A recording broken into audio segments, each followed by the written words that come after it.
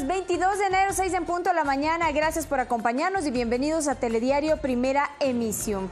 Recordarles a las personas que viven en la capital que hoy no circula, aplica para las placas 5 y 6 y que tomen las precauciones del caso porque está lloviendo y el asfalto mojado puede causar accidentes. Así que salga con tiempo de su casa y vaya tranquilamente hasta su lugar de destino. Con esto comenzamos revisando nuestros titulares. Bienvenidos.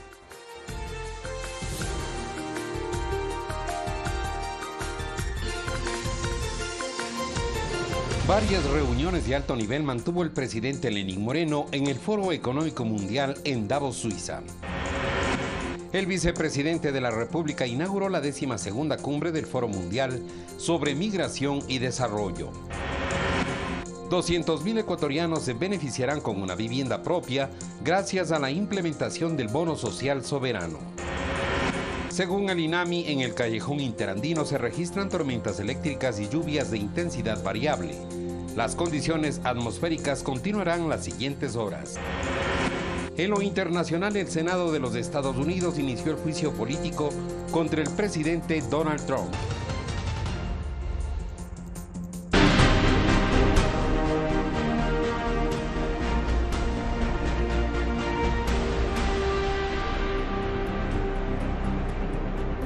Varias reuniones de alto nivel mantuvo el presidente Lenín Moreno en el Foro Económico Mundial en Davos, Suiza. El jefe de Estado conversó con Kristalina Georgieva, directora del Fondo Monetario, y el subsecretario de Crecimiento Económico, Energía y Medio Ambiente de Estados Unidos, Kate Krach. La frase "el tiempo es oro" es más evidente en el Foro Económico Mundial. Así lo entiende el presidente Lenín Moreno. Por ello, sus reuniones durante el segundo día de permanencia en Davos, Suiza, fue intensa. Por ejemplo, conversó con la directora del Fondo Monetario Internacional, Kristalina Georgieva, con quien se habló de finanzas públicas sostenibles, las cuales siempre deben ir en beneficio de los grupos más vulnerables, aseguró el presidente de la República, y que esa es la prioridad en su gobierno. Hablamos sobre la importancia de prestar gran atención a los aspectos sociales del programa para asegurarnos que las personas más vulnerables estén protegidas y así avanzar de forma que la economía de Ecuador sea más competitiva. De paso, se revisó la agenda que el multilateral de crédito tiene con el país y en el cual ya se han obtenido avances. Para garantizar que podamos entregar sostenibilidad a las finanzas públicas. Ha habido una reunión muy productiva con la primera representante de este organismo. Otra cita destacada fue con Kate Krach. Él es el subsecretario de Crecimiento Económico, Energía y Medio Ambiente de los Estados Unidos. Así que esta reunión se trata de llevar todo esto al siguiente nivel. Allí se habló de la cooperación y las excelentes relaciones bilaterales. Es que justamente el foro permite eso, conocer las nuevas perspectivas mundiales, por lo cual la presencia del Ecuador se vuelve fundamental. ¿Y dónde están viendo las oportunidades de crecimiento, de desarrollo? Quien lo dice es Alicia Bárcena, secretaria ejecutiva de la Comisión Económica para América Latina y el Caribe. Esta funcionaria internacional también destaca el trabajo del gobierno ecuatoriano en un aspecto primordial como es la vivienda. Así es que apoyar vivienda me parece que puede detonar otros sectores económicos. Las reuniones también fueron con representantes de empresas multinacionales, como Chuck Robbins, de la Junta Directiva de Cisco, Martin Burke, de Fundación Paraguaya, e incluso el propio Klaus Schwab, fundador y presidente del Foro Económico. Alex Llanos, Medios Públicos.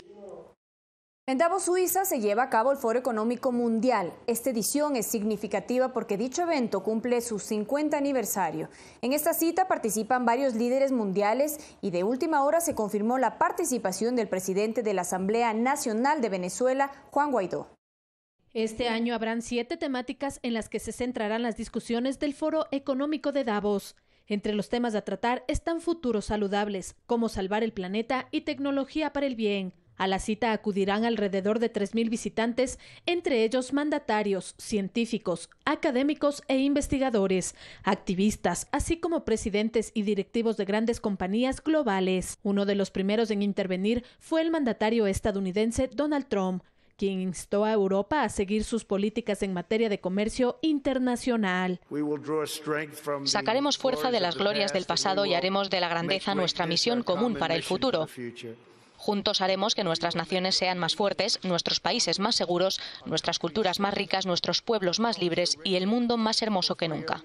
También puso su nuevo acuerdo con China como ejemplo y destacó la victoria de su administración en las negociaciones con México y Canadá. En el marco de nuestro nuevo acuerdo en fase 1, las negociaciones de la fase 2 comenzarán muy pronto, China ha acordado hacer sustancialmente cosas que no habría hecho.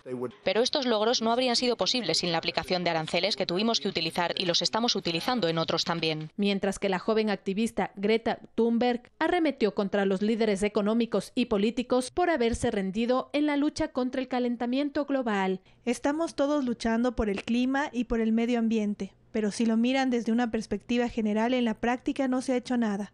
Hay una diferencia entre hacerse oír y que eso lleve a algo. Siempre me escuchan, pero la ciencia y la voz de los jóvenes todavía no están en el foco de atención. El foro está marcado además por la presencia anunciada del opositor venezolano Juan Guaidó. También participan el presidente de Colombia, Iván Duque, y el de Ecuador, Lenín Moreno. Fernanda de la Bastida, Medios Públicos. En un tema relacionado, el Gobierno Nacional logró que el CEO Fundación Paraguaya fortalezca los institutos y escuelas técnicas agropecuarias para potenciar la formación de emprendedores rurales del país. Este acuerdo se consolidó en Davos, Suiza, tras la reunión que mantuvo el presidente Lenín Moreno y Martin Burt, fundador de esta institución. Para fortalecer los institutos y las escuelas técnicas agropecuarias del Ecuador, para pasar del modelo antiguo de apoyo a la agricultura familiar campesina a la formación de emprendedores rurales que generan dinero y recursos en el campo. O sea, vamos a acabar con la pobreza rural, vamos a desarrollar también un plan para cada familia ecuatoriana usando una metodología sencilla que se llama el semáforo de eliminación de pobreza.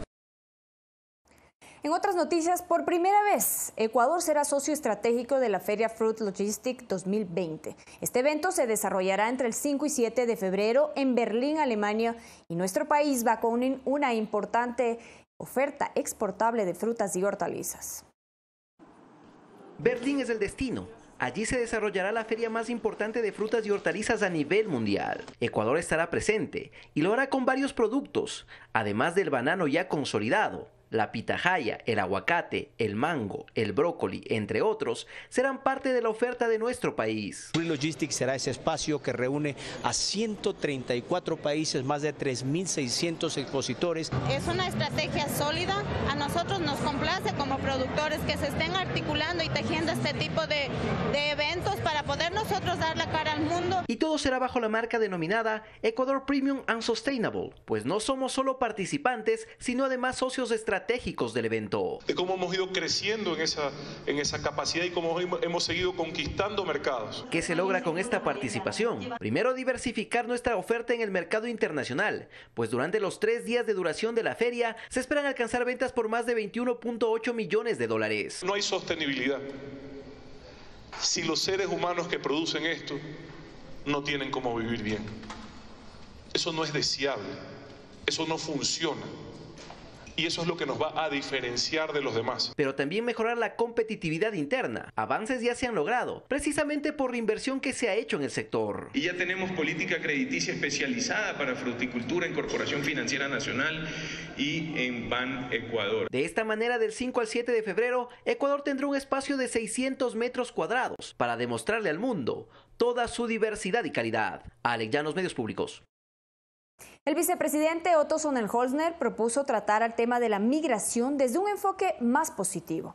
Al inaugurar la 12ª cumbre del Foro Mundial sobre Migración y Desarrollo, dijo que los estados tienen como desafío el brindar un final feliz a la travesía de los migrantes con la incorporación plena a los procesos de desarrollo de los países acogientes. Esto dijo el vicepresidente al recordar que el sitio donde se desarrolla este evento mundial funcionó un aeropuerto, el antiguo Mariscal Sucre, que por más de una vez fue el lugar donde miles de familias sufrieron al despedir a sus familiares y verlos partir a otros destinos en busca de un mejor futuro. El vicepresidente Sonnenholzner considera como un desafío de los estados brindar un final feliz a los ciudadanos de otros países que llegan buscando tranquilidad y un porvenir prometedor. Nuestra obligación es hacer las cosas bien ahora, para que quienes hoy están llegando a Colombia, a Ecuador y a Perú, que son los, insisto, Chile también, los principales receptores de esta migración, puedan encontrar en nuestro país futuro. Para ello, la segunda autoridad del país propuso tratar a la migración con un enfoque más positivo. Papel clave lo tienen los medios de comunicación. Empecemos por aprender que no hay que ponerle nacionalidad al delito. Tarea de enfrentar flujos migratorios donde Ecuador ha hecho lo que está a su alcance para acoger a los 4.7 millones de venezolanos que han salido de su país, de los cuales el 60% de ellos ha llegado tanto a Colombia, Ecuador y Perú. Según Cancillería, a la fecha, cerca de 15.000 visas humanitarias se han concedido a los ciudadanos del país llanero. Carlos Alberto Velastegui, vicecanciller de Movilidad Humana, indicó que para este 2020 se espera un ingreso mayor de venezolanos. Se prevé que existirán 274.000 nuevos ciudadanos venezolanos que ingresen a territorio ecuatoriano y de estos 109.000 con el ánimo de permanecer. El viceministro de Gobierno, Patricio Pazmiño, indicó el número exacto de personas oriundas de Venezuela que han entrado hasta este lunes a Ecuador. 354.538 ciudadanos venezolanos que estarían en el país. Con la presencia del vicepresidente Otto Sonnenhösner, quedó inaugurada la 12ª cumbre del Foro Mundial sobre Migración y Desarrollo, cita mundial que congrega a 1.500 delegados de 150 países del mundo y que sella las actividades de un año de trabajo, donde Ecuador presidió esta organización, cuya presidencia pro tempore pasará a manos de los Emiratos Árabes Unidos. Javier Ceballos, Medios Públicos.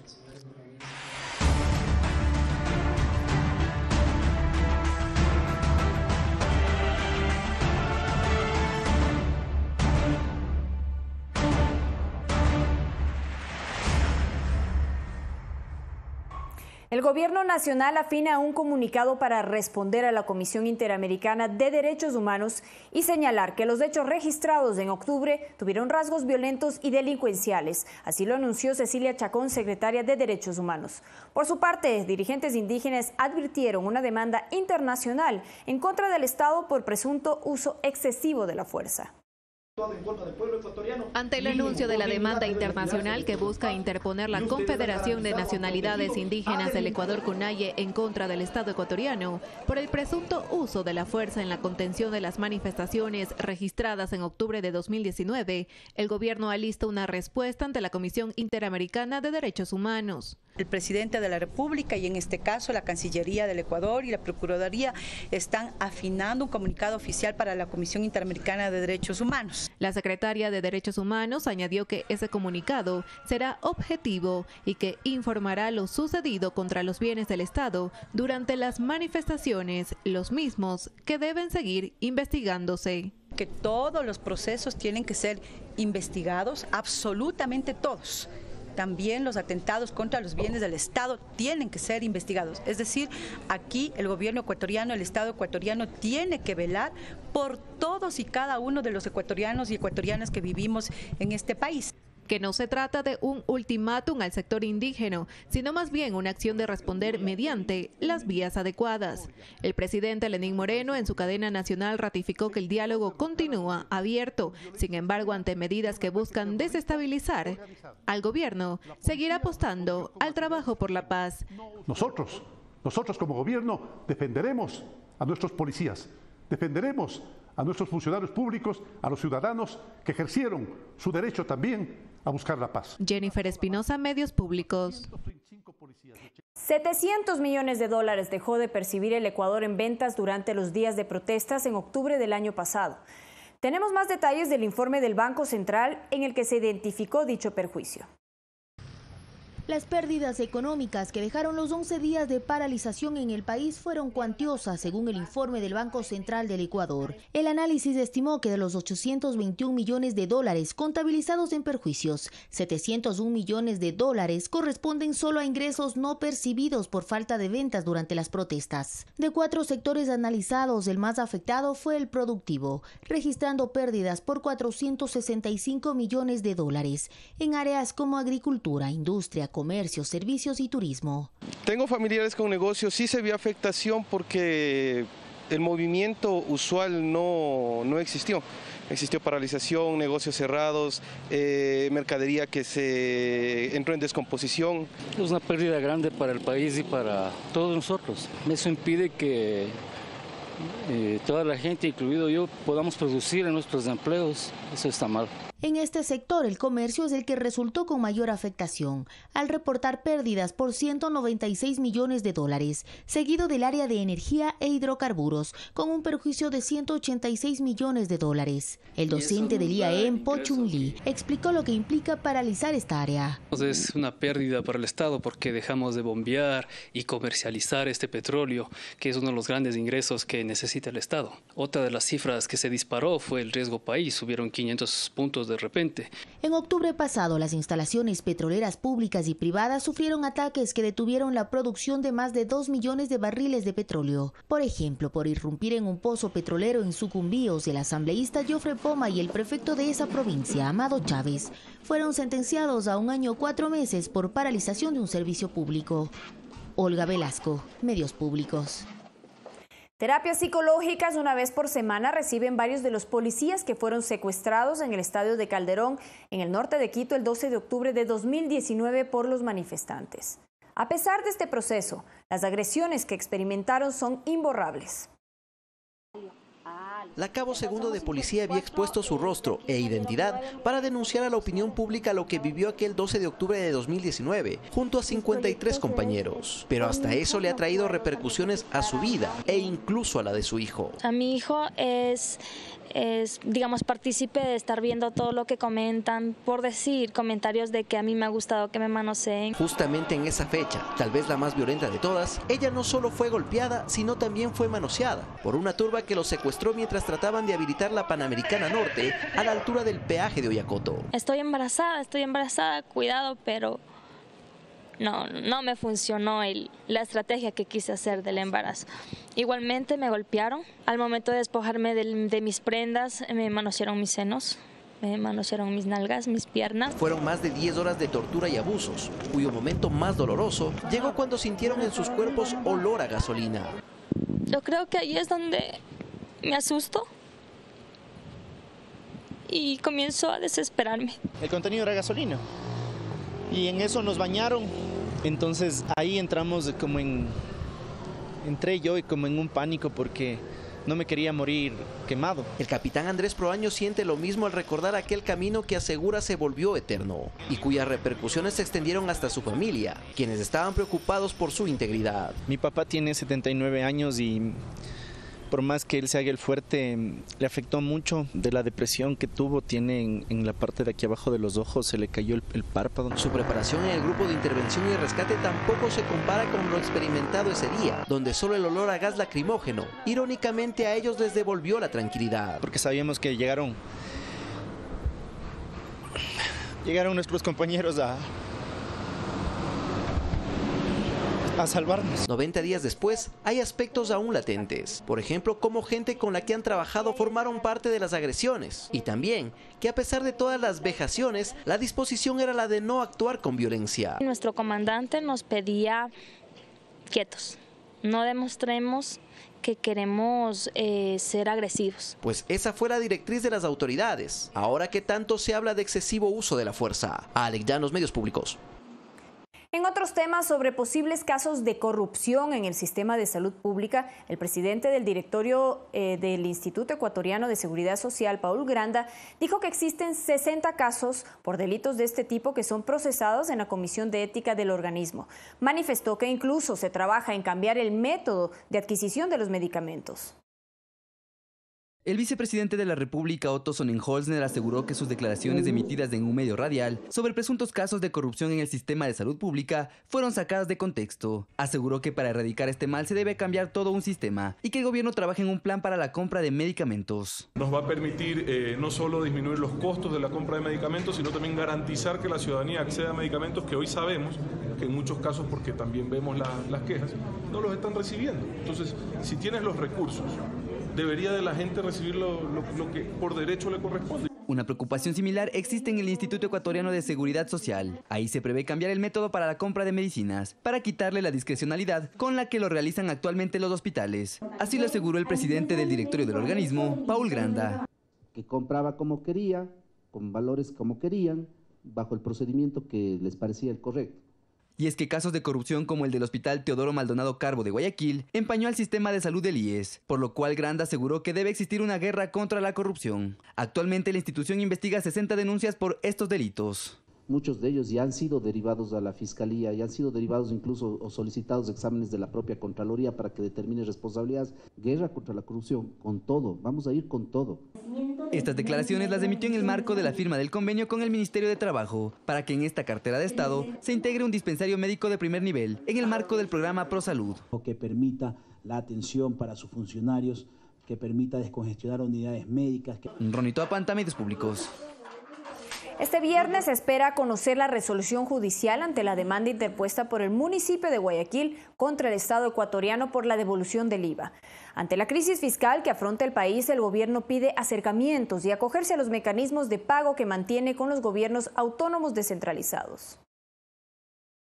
María Dolores Miño, directora del Observatorio de Derechos y Justicia, coincide con la versión del coordinador general jurídico del Ministerio de Finanzas, David Padilla. La acción de protección presentada contra el Estado ecuatoriano sería inconstitucional. Inadmitir esa acción y reafirmar el criterio de la Corte Constitucional. Es la sentencia número 028213-JP19. Establece que una institución pública no es titular de los derechos que están garantizados en la Constitución y por lo tanto no podrían tener legitimación activa para presentar acciones de protección. La posición del Ministerio ha sido clara y enfática ante el juez de la causa. No se trata de una acción de derechos constitucionales porque lo que se está ventilando es la devolución del IVA. Francisco Huerta Montalvo fue alcalde de Guayaquil en 1970. Sugiere a las autoridades de poner intereses y más bien alcanzar acuerdos que beneficien al pueblo ecuatoriano. Vivimos una gran crisis y tenemos que tomar conciencia de eso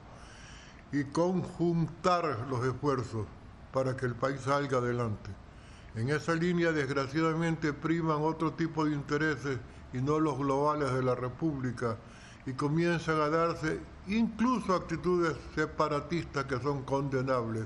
Huerta considera que el derecho del municipio al exigir el dinero recaudado por el Estado es legítimo. Sin embargo, también pide se considere la grave crisis fiscal. En teoría tienen que devolverlo en la misma condición que lo recibieron, es decir, en físico, monetario. Pero si las posibilidades no están dadas, a través de recursos del BEDE se pueden conseguir. Por supuesto, si se entregan papeles, esos papeles tienen descuentos, pero en alguna medida hay que conciliar. Tenemos que volver a entendernos con un gran proyecto nacional de recuperación de la situación después de la década infame, y en ese esfuerzo municipios, gobierno central tienen que estar juntos. Mariuxi Buenaño, Medios Públicos. Vamos a una pausa. Al regresar tendremos información de la nueva herramienta web que permite entregar inmediatamente medidas de protección para aquellas mujeres que han sufrido violencia. No se pierda los detalles. También lo invitamos a mantenerse informado a través de nuestros canales digitales. Nos encuentran en Facebook como Telediario-EC.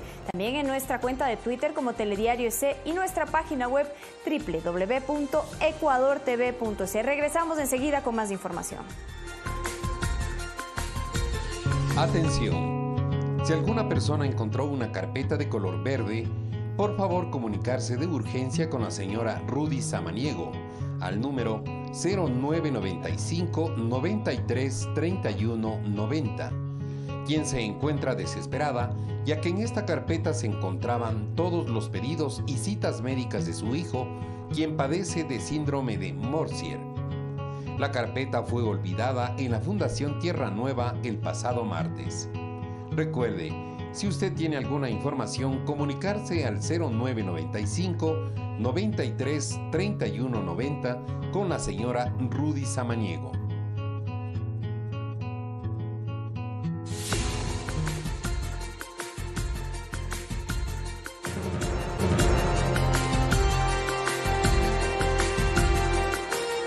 Gracias por continuar con la señal de Ecuador TV, Gama Visión y también con Pública FM. Nosotros seguimos con las noticias y les contamos que 200.000 ecuatorianos se beneficiarán con la vivienda propia gracias a la implementación del bono social soberano. Detalló el ministro Guido Maquiavelo en una entrevista con los medios públicos.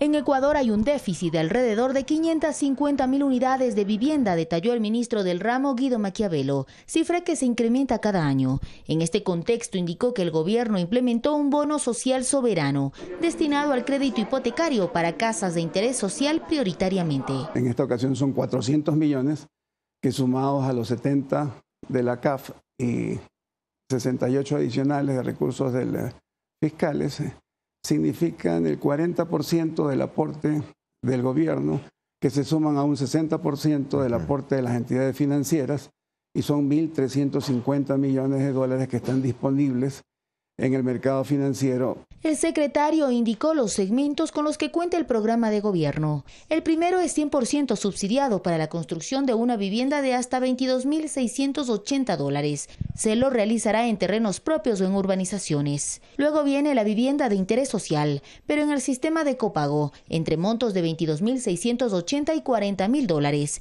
En este segmento se tiene un bono y la devolución del IVA de manera concurrente. Seguido están las viviendas que van de $40.000 a $70.000, con el interés del 4.99% a un plazo de 20 a 25 años. Aspiramos con este bono llegar a no menos de 40.000 unidades de vivienda, o sea, 40.000 créditos hipotecarios, que significa beneficiar a 200.000 ecuatorianos. Detalló finalmente el segmento de interés público, en el que se abarcan viviendas de entre $70 y $90.000. Con ese monto del bono social estaríamos alcanzando aproximadamente 24.000 unidades de vivienda. Propuesta que entre la ciudadanía genera expectativa. Si hay alternativas, uno puede ver la mejor manera o la mejor opción como para poder acceder a este tipo de cosas. Lo que estamos pagando por un arriendo podemos pagar por la casa propia. Creería que sí se podría llegar a tener un techo uno mismo con estas alternativas que me da. Los requisitos para estos créditos serán mínimos. Sin embargo, dependerá de cada entidad financiera, acotó el secretario. Olga Velasco, Medios Públicos. La Cámara Nacional de Acuacultura afirmó que el sector camaronero sufre afectaciones derivadas de la delincuencia organizada. Se pide a las autoridades mayor atención para mejorar la seguridad. 158 actos delictivos se registraron en 2019 tan solo en Guayas y El Oro contra el sector camaronero, que incluyen robo de motores, embarcaciones asaltadas y robo de equipo. Representantes de esta actividad productiva dan cuenta de las afectaciones. Están sucediendo muertes por este tipo de robos y extorsiones. Los camaroneros pequeños están siendo incursionados por bandas donde te amarran. En 2019 el sector destinó $60 millones en seguridad. Sin embargo, en lo que va del año ya se han registrado 4 robos en Guayas y El Oro. José Antonio Camposano, presidente de la Cámara de Acuacultura, pide acciones, pues considera que se encuentran en crisis. Significa un impacto de $60 millones que le resta competitividad al sector. Camposano reconoce que sí se han tomado acciones operativas, pero que falta destinar a más recursos económicos en este ámbito. Mientras la Dirección de Espacios Acuáticos implementa rutas seguras desde el 2014, pero indican que de las más de 16.000 embarcaciones registradas, apenas 2.015 se acogieron el año anterior, pues no tienen sus documentos en regla. Entonces no tienen las matrículas, no tienen el personal que está a bordo, no tiene su documentación. Entonces hay ese recelo o miedo a que puedan ser citados. La DIRNEA señala que sí sería importante contar con más recursos, mientras los camaroneros piden que se realice una estadística de delitos solo del sector para evidenciar su realidad, además de otras acciones de control. No debería haber la posibilidad de que embarcaciones se movilicen sin tener un georreferenciador, pero hay otros cuerpos legales que están detenidos en la Asamblea Nacional, como el Código de Policía Marítima, que sigue detenido hace más de 2 años, que ingresó a la Asamblea Nacional, y ahí tenemos una herramienta para poder hacer frente a la delincuencia. Luis Alfredo Zúñiga, Medios Públicos. Representantes de instituciones de la función judicial del país presentaron una nueva herramienta web para la entrega inmediata de medidas de protección a las mujeres víctimas de violencia. Gracias. Las principales autoridades de la Fiscalía General del Estado, Consejo de la Judicatura, Corte Nacional de Justicia, Ministerio de Gobierno, Secretaría de Derechos Humanos y el Consejo Nacional de Competencias, que coincidencialmente son mujeres, ratificaron su compromiso para erradicar la violencia de género. En este marco presentaron un sistema automatizado que permitirá la entrega ágil de medidas de protección a las víctimas de violencia, un trámite que podía durar semanas. El teniente político le puede extender esa medida de protección administrativa, pero es ella a la que le corresponde gestionar y llevarla ante el juez. Esto en algunos casos puede durar días y hasta semanas.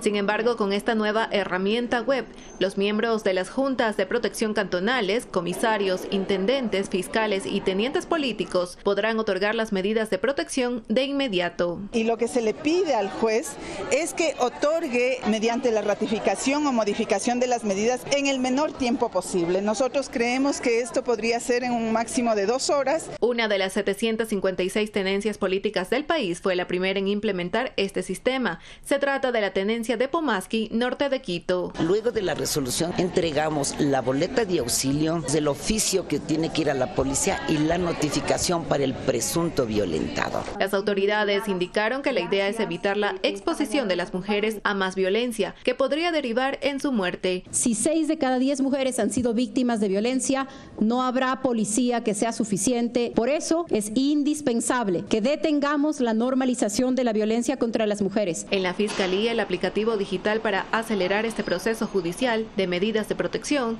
estará listo desde marzo. Nuestra institución entregará 800 firmas digitales a cada uno de los fiscales, incluidos los 308 fiscales de género, sin ningún costo. Jennifer Espinosa, Medios Públicos.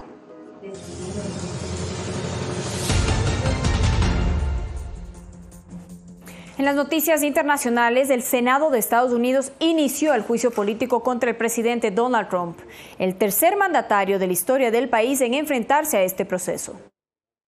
En el Senado de Estados Unidos inició hoy el juicio político contra el presidente Donald Trump, el tercer mandatario en someterse a este proceso después de Andrew Johnson en 1868 y de Bill Clinton en 1998. Son 2 cargos que impulsan el impeachment contra el jefe de Estado. El primero se refiere a supuestas conversaciones en las que Trump y otros cargos cercanos habrían presionado a las autoridades ucranianas, incluyendo al mismo presidente Volodymyr Zelensky, para investigar a un rival político, el expresidente Joe Biden, y su hijo Hunter. El segundo cargo hace referencia a la supuesta obstrucción de la investigación que el presidente habría cometido, entre otras cosas, al dar a todo el personal de la Casa Blanca órdenes de no colaborar con el proceso. En el juicio, que es presidido por John Roberts, presidente de la Suprema Corte de Justicia, se definirá el futuro de Trump. Para destituirlo se requieren los votos de al menos 2/3 del Senado. Sin embargo, el apoyo de la mayoría de los republicanos al presidente estadounidense asegura prácticamente que será absuelto. Paco Urbina, Medios Públicos. Las autoridades de México reportaron a un primer grupo de 110 migrantes hondureños que días atrás ingresaron a su territorio a través de una caravana migrante. El gobierno de ese país informó que se trata del primer vuelo y que hay varios saldrán en los próximos días. Anunciaron que se tiene previsto deportar a 400 migrantes detenidos tras los enfrentamientos registrados en la frontera sur con Guatemala. Derechos humanos, ofrecer refugio. Sí. Y aunque parezca contradictorio, protección, porque si no los cuidamos, si no sabemos quiénes son, si no tenemos un registro, pasan, ¿sí?, y llegan al norte y los atrapan las bandas de delincuentes y los agreden. Y en Colombia se vivió la primera jornada de protestas de este 2020 y que fueron anunciadas por varios sectores desde el año pasado. Se registró bloqueos en el sistema de transporte públicos y enfrentamientos entre manifestantes y la fuerza del orden. Las primeras protestas del año en Colombia desembocaron en enfrentamientos entre ciudadanos y fuerzas del orden, además de complicaciones en la movilidad. Desde tempranas horas de este martes se reportaron bloqueos en las estaciones del sistema masivo de transporte Transmilenio, donde varios encapuchados atravesaron contenedores de basura para impedir la movilidad en la capital, Bogotá, tras lo que se desataron enfrentamientos que dejaron varios heridos y daños de infraestructura, hechos ante los que el presidente Iván Duque mostró su rechazo. Una cosa es protestar pacíficamente y ordenadamente según los lineamientos de las autoridades locales, pero agredir a la policía, agredir la infraestructura, bloquear el tráfico, afectar el derecho al trabajo, afectar el derecho a la salud, afectar inclusive el derecho a la vida, realmente esos son actos que son delincuenciales. Y ahí es donde tenemos que trabajar gobierno nacional y autoridades locales para que quede claro que se aplica la ley. La alcaldesa de Bogotá, Claudia López, informó en Twitter que ante los bloqueos en Suba y en Fontibón, en el occidente de la ciudad, los gestores de convivencia que forman parte del nuevo protocolo para afrontar las protestas trataron de dialogar con los manifestantes, aunque finalmente tuvo que intervenir el Escuadrón Móvil Antidisturbios SMAT de la policía. Las protestas de este 21 de enero fueron convocadas por el Comité de Paro Nacional junto a la Federación Colombiana de Trabajadores de la Educación para manifestarse contra la violencia en varias regiones del país, donde en las 3 semanas que van del año, alrededor de 20 líderes sociales han sido asesinados. Coralía Pérez, Medios Públicos. El nuevo virus respiratorio que fue detectado en China llegó a los Estados Unidos, según lo confirmaron autoridades sanitarias. Ante ello, la Organización Mundial de la Salud se reunirá este miércoles para decidir si se declara este brote como una emergencia internacional de salud pública. El número de víctimas fatales por el nuevo coronavirus aumentó este miércoles a 9 en China, donde las autoridades sanitarias advirtieron que podía mutar y propagarse más fácilmente. La evidencia muestra que la enfermedad es transmitida a través del sistema respiratorio y existe la posibilidad de una mutación viral y de más riesgo.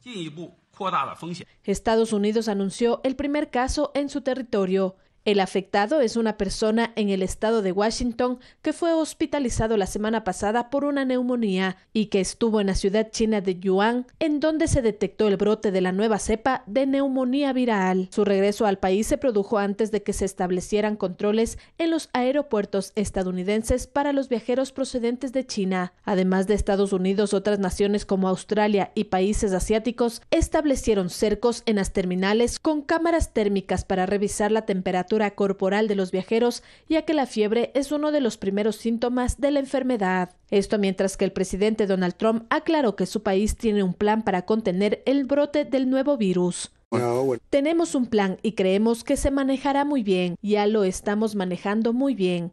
El Centro para el Control de Enfermedades es excelente, muy profesional. En tanto, el presidente de China, Xi Jinping, ordenó esfuerzos decisivos para frenar la propagación del nuevo coronavirus que ha causado casos de neumonía.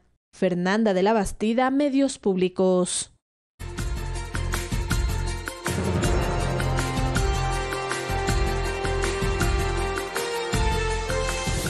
Continuamos con la información en Telediario y lo hacemos desde el volcán Sangay, que registra un incremento en su actividad eruptiva. Cámaras del servicio EQ911 captaron el descenso de material incandescente, lares y gases. Según el Servicio Nacional de Riesgos y Emergencias, no hay población cercana al volcán. Sin embargo, por prevención fueron evacuadas 10 familias. El incremento en el proceso eruptivo del Nevado Sangay fue grabado por cámaras del Servicio Integrado de Seguridad. Flujos incandescentes de lava, lodo, escombros y la emisión de gases que bajaron por el flanco sur-oriente del volcán.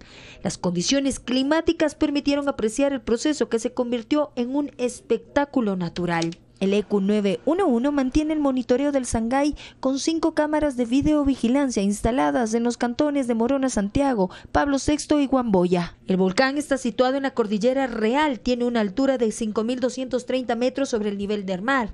No hay población cercana en el lugar. Sin embargo, el material volcánico ha contaminado las aguas del río Upano en la provincia de Morona, Santiago, según la coordinadora de la zona 6 del Servicio Nacional de Gestión de Riesgos, Paulina Padrón. No pueden ser utilizadas debido al tema también de la turbiedad del agua por estos sedimentos.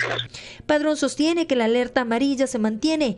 10 familias que tenían cultivos fueron evacuadas por precaución. Se fueron a lugares cercanos a familiares. Precisa que no hay reportes de caída de ceniza en las últimas horas. Fin de semana, debido a la dirección del viento, se evidenció ceniza en Guamote de la provincia del Chimborazo. Día de mañana también estarán nuevamente técnicos haciendo inspecciones donde podamos también genera una clara decisión de medidas de prevención que tenemos que tomar. Pide a la ciudadanía tomar las medidas de seguridad en el eventual caso de la caída de ceniza, cubrir la nariz con un trapo húmedo, usar gafas, consumir agua limpia para el aseo de los ojos y utilizar ropa que cubra la mayor parte de la piel.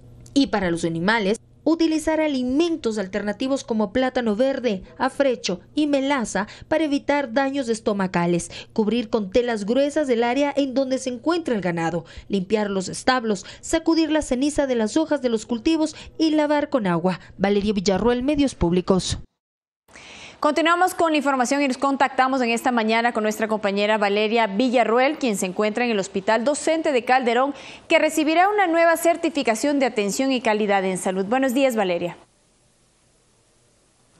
7:50 de la mañana, Carla y amigos televidentes, muy buenos días. Miércoles de contar noticias positivas, noticias cercanas para nuestra ciudadanía. Nosotros nos encontramos en el Hospital Docente de Calderón, aquí al norte de Quito. Es la primera casa de salud en el país en contar con una certificación de establecimiento de salud Amigos de Madre y del Niño.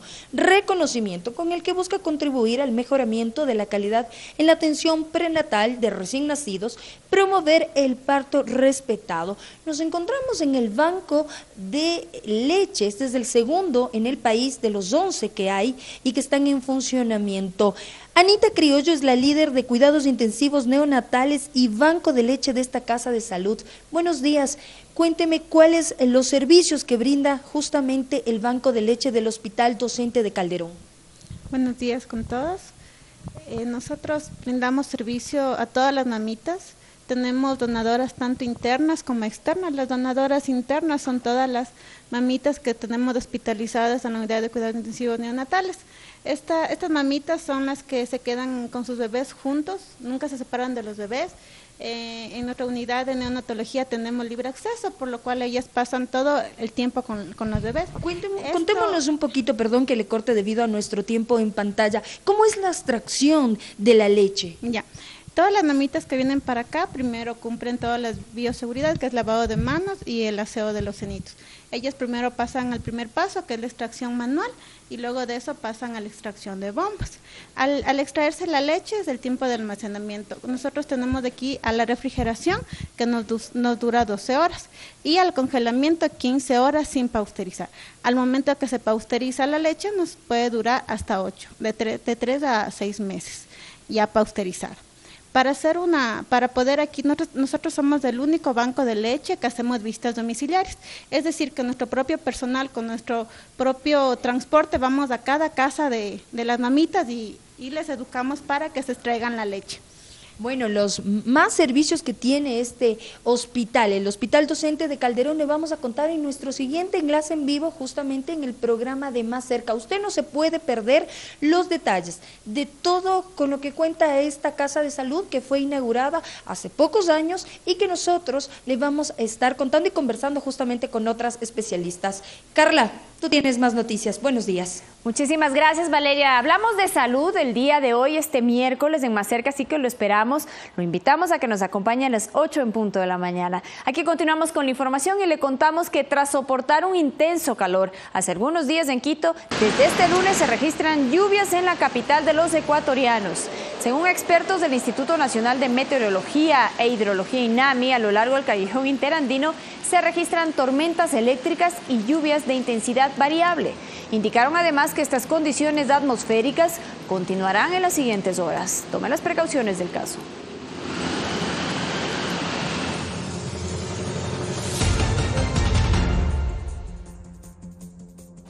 Comenzamos con las noticias internacionales y el nuevo virus respiratorio que fue detectado en China llegó a los Estados Unidos, según confirmaron las autoridades sanitarias. Ante ello, la Organización Mundial de la Salud se reunirá este miércoles para decidir si se declara este brote como una emergencia internacional de salud pública.